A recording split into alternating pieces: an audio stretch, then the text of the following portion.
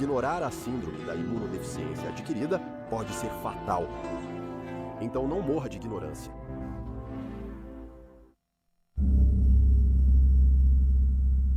Existem poucas doenças na história que carregaram um estigma tão grande quanto a síndrome da imunodeficiência adquirida e o vírus da imunodeficiência humana. O vírus da imunodeficiência humana e a doença subsequente que ele causa, a síndrome da imunodeficiência adquirida, são adições relativamente recentes às doenças que afetaram a raça humana, mas já reivindicaram cerca de 36 milhões de vidas. A corrida para descobrir a causa de uma série de doenças identificadas pela primeira vez em homens gays saudáveis, hemofílicos e imigrantes haitianos logo revelou um vírus que poderia afetar qualquer um. No vídeo de hoje, vamos abordar exatamente como o vírus da imunodeficiência humana opera, como a epidemia de síndrome da imunodeficiência adquirida moldou uma geração e o que mais precisa ser feito para combater a doença.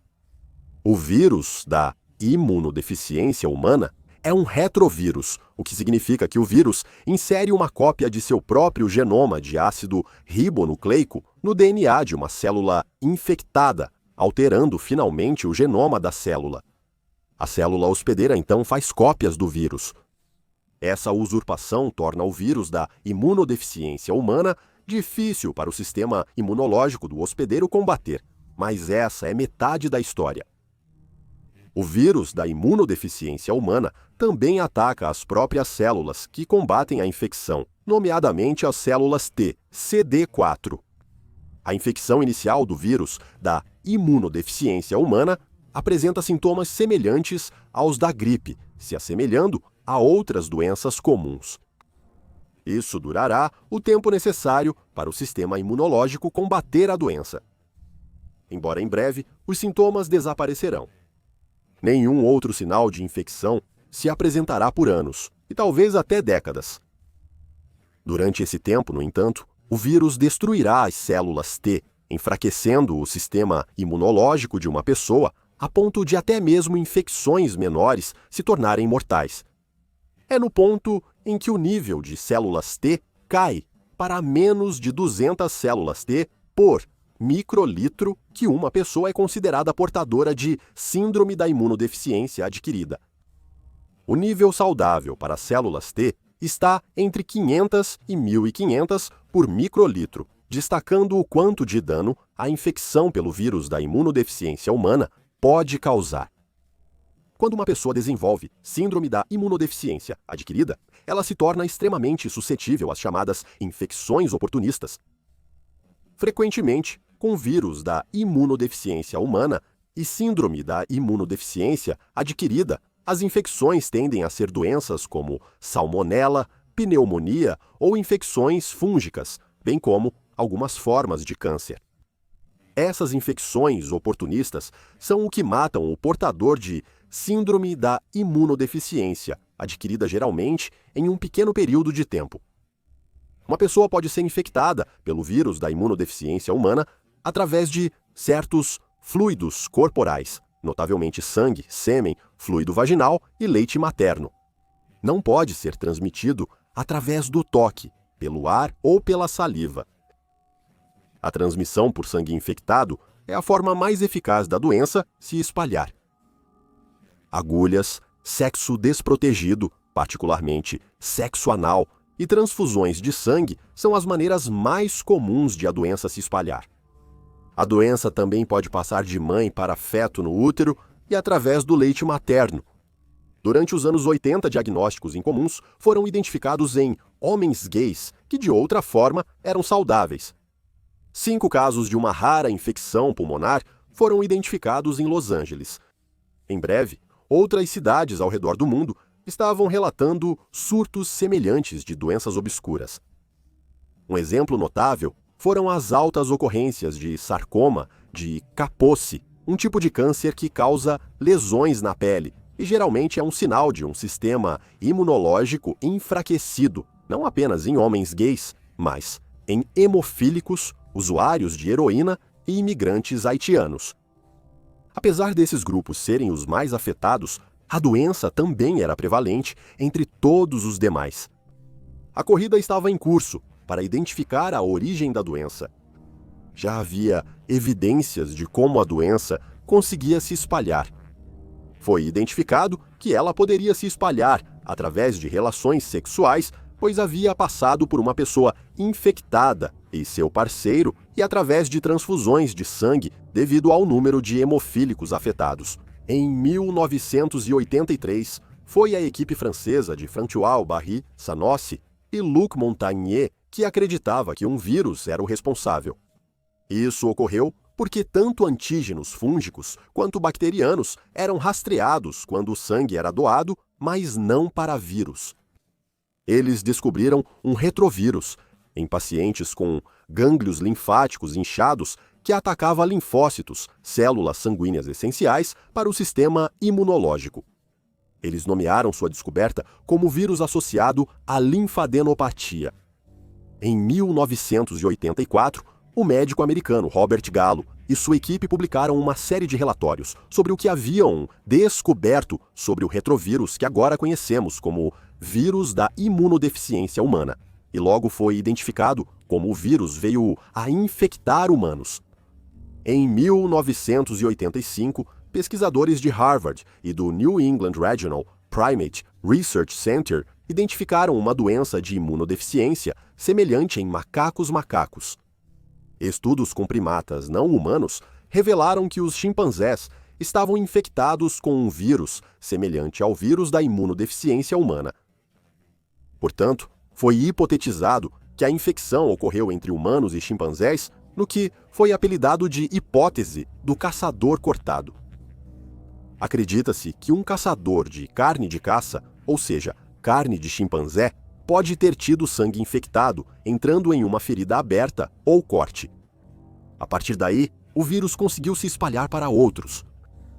Acredita-se agora que o vírus se originou em algum lugar na região do Congo e que se espalhou para os humanos no início dos anos 1900. Nesse momento, as autoridades coloniais belgas ocupavam a bacia do Congo. Acredita-se que a doença conseguiu se espalhar através do intercurso com as trabalhadoras do sexo presentes nos principais postos de comércio e através do reuso de agulhas. Na época, as agulhas teriam sido apenas lavadas em álcool. Na década de 1960, um número de profissionais haitianos se mudou para a região quando o Congo belga ganhou independência para ajudar a reconstruir o país. Acredita-se que um desses profissionais possa ter se infectado com o vírus da imunodeficiência humana e o trouxe para as Américas. Acredita-se que centros de doação de plasma sanguíneo inescrupulosos e insalubres que vendiam sangue para os Estados Unidos da América levaram inconscientemente a infecções. Para demonstrar o quão longe o vírus da imunodeficiência humana se espalhou, provavelmente foi a causa da morte de um homem em St. Louis em 1969, bem como de um marinheiro norueguês que morreu em 1976. O vírus, então, se espalhou silenciosamente pelo mundo até que na década de 1980 ficou claro o seu impacto mortal. Frequentemente, afirma-se incorretamente que o paciente zero nos Estados Unidos da América era um comissário de bordo canadense chamado Gaten Dugar. Em um estudo de 1984, Dugar foi identificado por seu papel em um grupo de infecções na Califórnia, sendo rotulado no estudo como paciente O, o O representando fora do estado. O estudo procurou identificar os parceiros sexuais de um número de homens gays na Califórnia para rastrear como eles haviam sido infectados. Dugas receberia o apelido de Paciente Zero após o lançamento do livro intitulado E a Banda Continuou a Tocar: Política, Pessoas e a Epidemia de Síndrome da Imunodeficiência Adquirida. Neste livro, Dugas foi retratado como o motivo da epidemia de síndrome da imunodeficiência adquirida nos Estados Unidos, pintado como o vilão da história. Dugas, no entanto, estava no centro da teia de encontros, pois ele tinha sido capaz de fornecer detalhes de muitos de seus parceiros sexuais, ao contrário dos outros que só conseguiram fornecer, no máximo, uma pequena quantidade. Em 2016, a análise do sangue da época identificou que Duggar não era o originador do vírus, mas sim havia sido infectado pela cepa que já estava presente no estado. Duggar morreria em 30 de março de 1984, aos 32 anos, de insuficiência renal relacionada à síndrome da imunodeficiência adquirida, vírus da imunodeficiência humana e síndrome da imunodeficiência adquirida logo se tornaram diretamente associados a ser um homem homossexual, com o sarcoma de Kaposi sendo rotulado como o câncer gay. Antes da identificação formal do vírus da imunodeficiência humana e da síndrome da imunodeficiência adquirida, a doença foi chamada de deficiência imunológica relacionada a gays, que significa deficiência imunológica relacionada a gays, pois alguns dos primeiros casos foram descobertos em homens gays. É importante notar que, embora o vírus possa e infecte qualquer um, certos grupos estão mais em risco. Homens gays que praticam relações sexuais sem proteção têm um risco maior de contrair o vírus. O vírus é capaz de se espalhar rapidamente, pois os tecidos retais oferecem pouco obstáculo para a passagem do vírus, e os tecidos retais contêm grandes quantidades de células T CD4, as próprias células que o vírus da imunodeficiência humana tem como alvo para a infecção. Um link na descrição estará disponível para aqueles que desejam ler mais sobre os maiores riscos de infecção entre homens gays. Enquanto o vírus da imunodeficiência humana e a síndrome da imunodeficiência adquirida eram vistos como uma doença gay, em Uganda isso não era o caso. O que foi chamado de Slim Jim, como resultado da perda de peso associada à doença, o vírus se espalhou rapidamente através do intercurso heterossexual e de mãe para feto. O vírus logo foi visto, por alguns, como a doença que punia comportamentos imorais, seja homossexualidade, promiscuidade ou uso de drogas. Aqueles que contraíram a doença muitas vezes foram evitados, discriminados ou sujeitos à violência.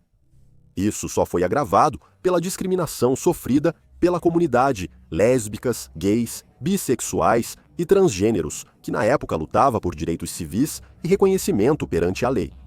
Foi apenas quando casos como o de Ryan White se tornaram conhecidos que a percepção começou a mudar. Ryan era um hemofílico que contraiu o vírus após uma transfusão de sangue quando tinha apenas 13 anos de idade. Ryan foi expulso da escola, mesmo não sendo uma ameaça para seus colegas. Ryan foi visto, por alguns, como a vítima inocente da epidemia de síndrome da imunodeficiência adquirida em oposição a homens gays ou usuários de drogas, que eram, por implicação, as vítimas culpadas. Tais comentários foram categoricamente rejeitados por Ryan e sua família, com Ryan afirmando: "Eu sou apenas como todos os outros com síndrome da imunodeficiência adquirida, não importa como eu a contraí." A luta para obter assistência e respeito durante a crise da síndrome da imunodeficiência adquirida foi travada por uma série de entidades. Larry Kramer e outros 7 cofundaram a crise de saúde dos homens gays. Em 1982, uma das primeiras organizações a arrecadar dinheiro para a pesquisa do vírus. Em janeiro de 1983, a Ward 86 abriu como a primeira clínica ambulatorial dedicada a pessoas com síndrome da imunodeficiência adquirida no mundo. A Ward 86 estava localizada no Hospital Geral de São Francisco. Ela proporcionou uma abordagem holística, compassiva e digna que estabeleceu o padrão para o tratamento. Foi apenas em 1985 que o presidente Ronald Reagan estabeleceu uma comissão presidencial para combater a crise da síndrome da imunodeficiência adquirida e após anos de inação. Em 1987, a princesa Diana compareceu à inauguração da primeira unidade especializada em vírus da imunodeficiência humana e síndrome da imunodeficiência adquirida do Reino Unido, no Hospital Middlesex de Londres. Em uma época em que as pessoas estavam sendo expulsas de suas casas e rejeitadas pelo mundo, Diana estava ansiosa para provar que aqueles que sofriam com vírus da imunodeficiência humana e síndrome da imunodeficiência adquirida não representavam uma ameaça e mereciam compaixão. Pacientes e ativistas da síndrome da imunodeficiência adquirida protestavam e conscientizavam através de die-ins. Os ativistas se deitavam na rua, muitas vezes segurando placas em forma de lápides, declarando como poderiam morrer, seja por falta de empatia, ou porque receberam os medicamentos placebo em um teste, ou porque o preço dos medicamentos retrovirais era proibitivamente caro. A ideia era forçar a sociedade a perceber o que realmente significava ter que remover os corpos de tantos pacientes com síndrome da imunodeficiência adquirida e trazer à luz o que mais precisava ser feito. A partir de agora, o vírus da imunodeficiência humana, síndrome da imunodeficiência adquirida, não é mais uma sentença de morte, embora isso dependa muito de onde você mora. O desenvolvimento da terapia antirretroviral ou terapia antirretroviral altamente eficaz significa que o sistema imunológico de uma pessoa pode impedir a replicação do vírus da imunodeficiência humana, evitando que os estágios finais da síndrome da imunodeficiência adquirida se desenvolvam. Mensagens e conscientização sobre os perigos do vírus, como a do início deste vídeo, enfatizam o quanto qualquer pessoa pode ser afetada pela doença. Na África subsaariana, milhões vivem com vírus da imunodeficiência humana, sendo a síndrome da imunodeficiência adquirida uma das principais causas de morte na região. Cerca de 35 a 40 milhões de pessoas atualmente vivem com vírus da imunodeficiência humana, mas muitos também vivem com um estigma por causa de sua condição. Nos vários vídeos que fizemos sobre as doenças que assolaram a humanidade, muitas vezes acontece que a estigmatização e a falta de compaixão impedem o tratamento. Esse é o caso do vírus da imunodeficiência humana e da síndrome da imunodeficiência adquirida em que comunidades foram declaradas moralmente incompatíveis e eram um risco médico para os não infectados. Enquanto nosso entendimento sobre como a doença se espalha nos permite preveni-la melhor, e à medida que nosso entendimento sobre os tratamentos aumenta, podemos trabalhar para um mundo onde o impacto do vírus da imunodeficiência humana é consideravelmente diminuído. Mas o que nunca devemos diminuir é a nossa compaixão para com nossos semelhantes.